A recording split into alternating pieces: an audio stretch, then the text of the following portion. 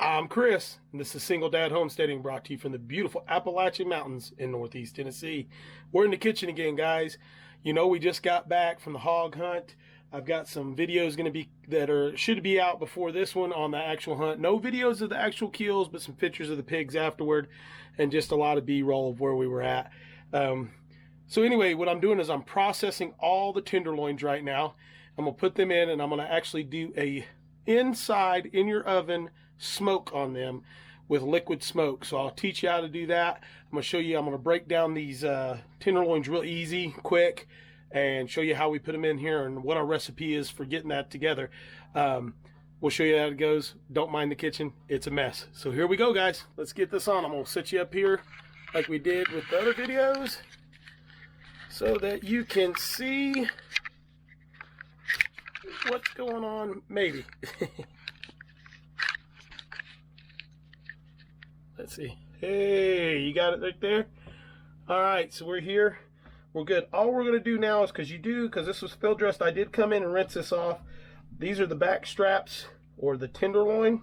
Well, they're back straps. Tenderloin is actually inside of the animal, and they're real small pieces like this. They have already been consumed, so we already ate those. So anyway, all we're going to do is take some of this fat and silver skin. This silver skin is not like on the deer, like I showed you how to get them off. It's not quite as bad. So just this isn't going to take real long. You can take your knife, and once again, just like with the deer, run it straight down and just clean it up. If you angle your knife up just a little bit, that comes off fairly easy. And I'm not worried about getting all this off. I'm just showing you that you could. I'll clean off, let's see. I'll clean off this first section like you would if you were just going to cook a tenderloin in the oven, just for you to see how you do that. So take your knife, run it right underneath that silver skin, angle your blade up toward the top, toward the silver skin, run it down.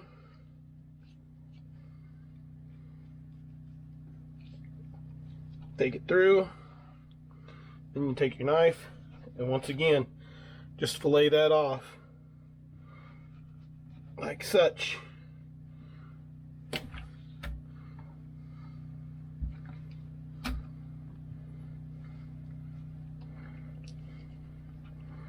I'm not worried about doing this with smoking it in the oven. I just want to clean up the fatty portions, and this is the same as if you went and got a pork tenderloin from the grocery store.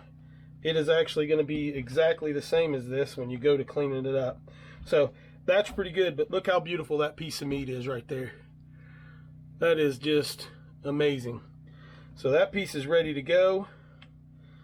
You can see those little black hairs. Hog hair is not something you want to get in your mouth. It is like a needle. So we'll pull them over, come over here, do the same thing, clean up some of this fat.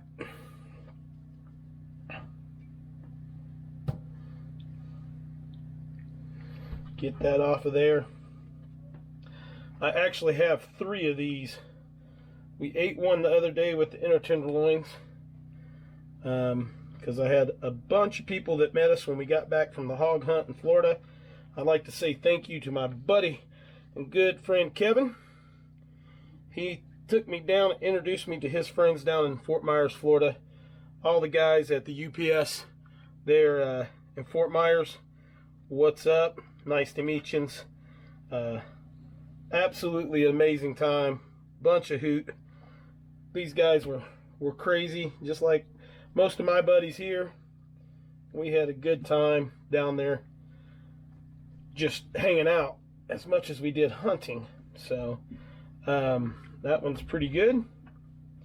Let's do this again. Raymond, you know who you are. If you get to watch this video, thank you for letting us come out to the Grove and hunt. I hope you do, because you're a fine gentleman, and you give Kevin a hard time, so it doesn't matter. I'm going to do another video after this on how to break down the hams We're just going to break them off the bone, and we're going to smoke them as well on this same issue. They're actually going to go in the oven the same period of time as these. So these are as far as I want to break this down. Beautiful piece of meat. Now I'm going to show you what I'm going to put them in. So I'm just going to set that back down in the sink. Throw that over here. I already got started on this, but I stopped because I wasn't thinking. So what's already in here is about 2 tablespoons Louisiana hot sauce. Use whatever you want. I like Louisiana hot sauce in Cholula. I've got about half a tablespoon of liquid smoke. I've got 1 beer, whatever your beer you want to use, whatever your favorite beer is. I'm going to put a second one in here. And all this is going to do, guys, is give you some steam and allow that liquid smoke to get through there, and the alcohol will help break down this meat a little quicker than normal. And then I've got about a cup and a half, cup and a quarter of brown sugar, light brown sugar, smoked paprika, black pepper, which actually I'm going to use that black pepper because I just saw it there, black pepper, and garlic powder. So that's what's going to go in here. We're going to take these in here, and I'm going to do this on these even though I've got more to go in here. So I'm just going to lay these down in the beer, just like so, and they'll get stacked in here. Let me grab me a napkin.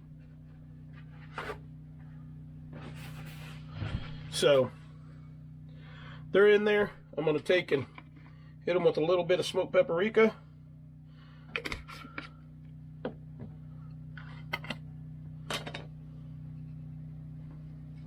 A little bit of coarse ground pepper.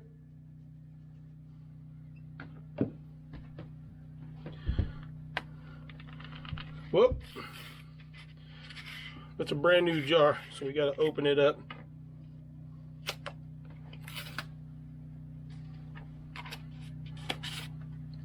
Garlic powder.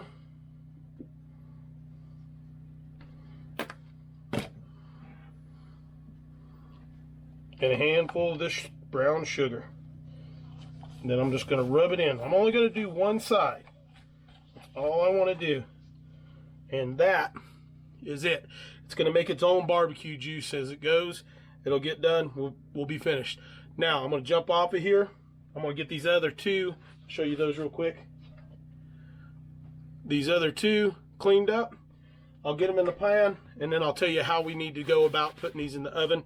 And we'll get them cooked, and we'll see where we get to after that. All right, guys, I'll be back in a minute. All right, guys, we're back with the tenderloin, and holy smokes, how good it came out. Me and Elin just popped it open, took a little bite of it. I'm sorry we couldn't wait for you, but here is the tenderloin, where it's at. Elin, was it good? So you can see all that liquid is reduced down just to that little bit, and that's what we'll put in the jars.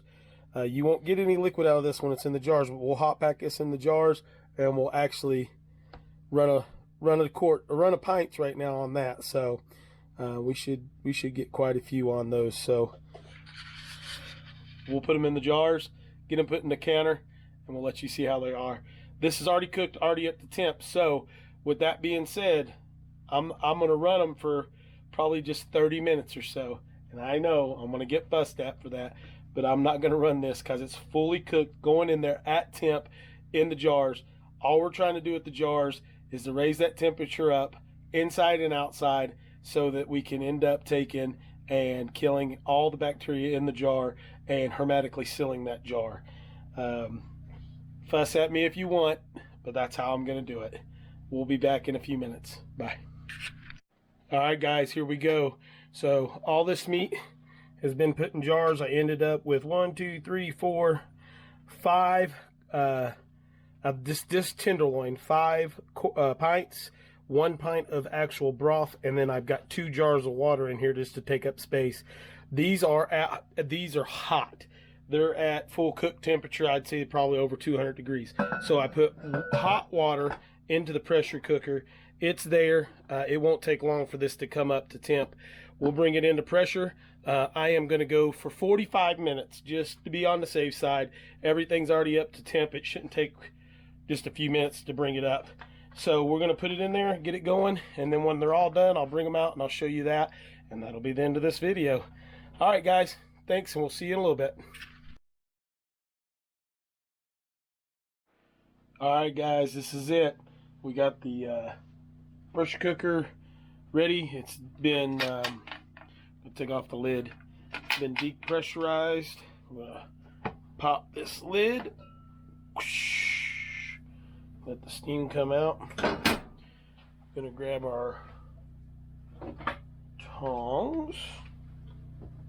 Just move that over for another video.